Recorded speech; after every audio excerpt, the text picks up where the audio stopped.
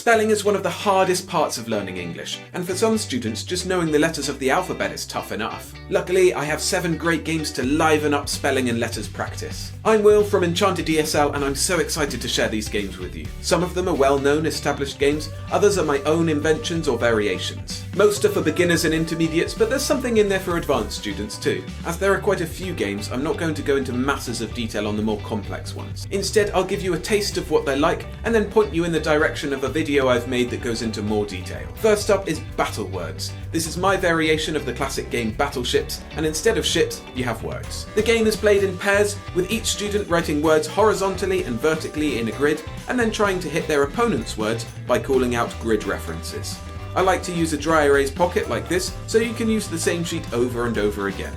The winner is the player who finds all of their opponent's words. You can switch up the letters on the grid to target more challenging ones instead of the usual A, B, C, etc. And you can speed up the game by using a smaller grid and fewer words. This is definitely one of those games that needs its own video for a deep dive, and you can find that up there or down in the description. And I've also added a link to download blank and filled out BATTLEWORDS grids that I made. Number 2 on the list is Alphabet Race. Ideal for beginners trying to get a grasp on the whole alphabet, this is a timed collaborative game. Get students to stand in a circle.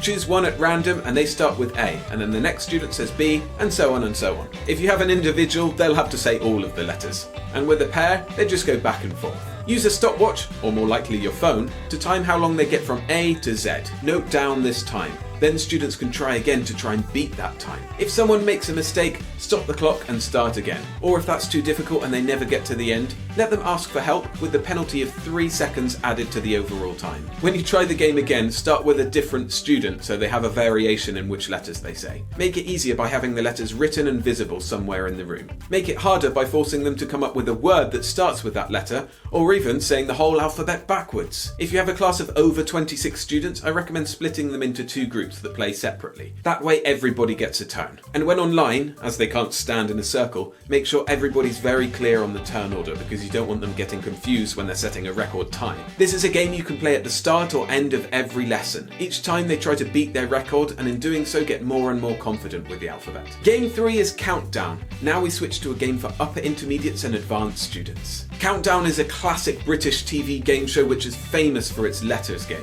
Players have 30 seconds to make the longest word possible out of 9 random letters, like these ones. When the legendary countdown music has finished, the player with the longest word gets the number of points equal to the number of letters in that word. For example, if a student got the 8-letter word operate from this set of letters, they'd get 8 points. If it's a tie, both players get the points.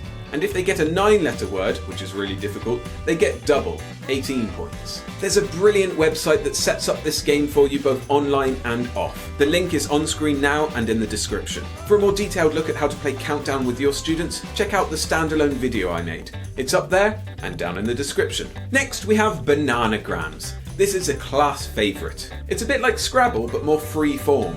It uses these letter tiles in a cute portable banana bag. The problem is it only works with the smallest group, about 6 or 7 students max. With a bigger group there aren't enough tiles to go around. You could buy more sets of the game, but that gets pretty expensive if you have a big class. For a more budget-friendly version you can print and cut out paper letters. Sure, you don't get the same tactile appeal, but the game still works in the same way. I've even made a free printout for you with the correct number of each letter. You can find that in the description below. Print out as many copies as you need, with the perfect group being 4 or 5 students. To start, I just get students to freely make words out of whatever letters they like.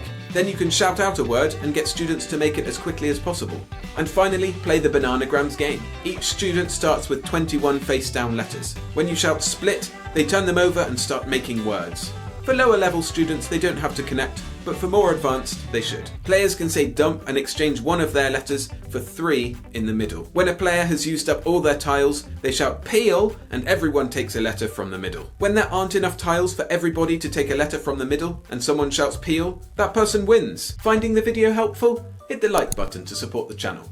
Thanks. The 5th game on the list is the Acrostic Challenge. This is perfect as a warm-up activity or as some chilled out practice time. Write a word vertically on the board.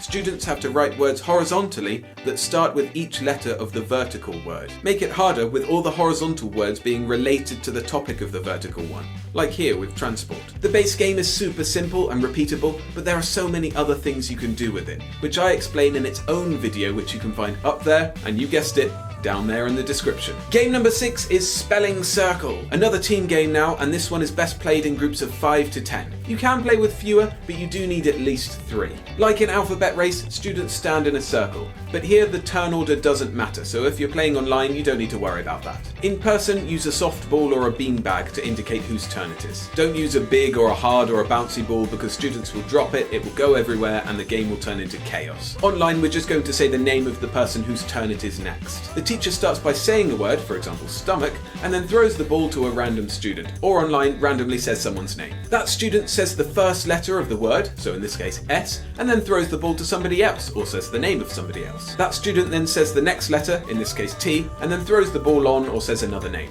This continues until you get to the end of the word. The twist is once one student has said a letter, they can't say another. They go out of the game. In person, they can sit down, and online they can put an X in front of their face, like this. Ideally, you want to give words that have the same number of letters as students in the group. So if you have 8 students, come up with 8-letter words. However, if you have a small group and want to challenge them with longer words, let each student say 2 letters before they have to sit down. Like in Alphabet Race, you can make this a timed challenge where students have to beat a record. Or you can just play in a relaxed way and try to spell as many words as you can. And now for the final game. And no list of English spelling games is complete without Hangman. The problem is, Hangman is a load of rubbish. It's really boring, and it's about a theme of lynching or suicide. Most of the time this second thing isn't a major problem. Most students are fine with the idea of hanging. But in some cases it can really deeply and seriously affect someone. So to be on the safe side, and to change up the format a bit, I suggest a variation called cat and mouse. In cat and mouse, you draw a cat chasing a mouse with 3 marks between them, indicating how far the cat is away from the mouse. When a letter is guessed correctly, you add a mark, making the cat further away.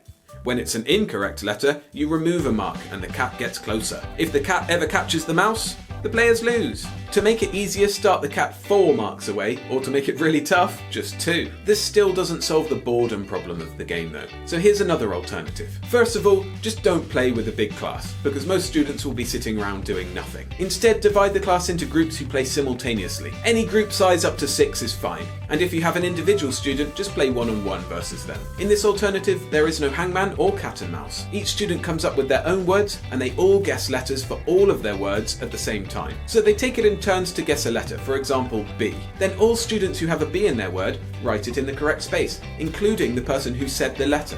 In this version, students are not allowed to guess words, only letters. This game doesn't have to be competitive, but if you want a winner, it's the player whose word was guessed the last. As you can imagine, in this version of the game, all players are actively thinking all the time. I'm planning to make a full video on all of the different variations of Hangman, but I haven't recorded it quite yet. When it is done though, I'll put it, where will I put it? You know it, up there and down in the description. I know that's become a bit of a joke now, but the thing is I have so many different things I want to share with you and I can't cram them all into this one video. And the best place to get even more games and resources is my monthly newsletter. By signing up, you get access to loads of free exclusive games, lesson plans, roleplay scenarios and ebooks, as well as monthly emails with even more goodies. So head to enchantedesl.com/sign-up, link in the description, to subscribe now. And after that, check out my video of 10 brilliant games that encourage speaking. It's right here. But for now, I've been Will from Enchanted ESL, wishing you all the joy and success in your teaching. See ya!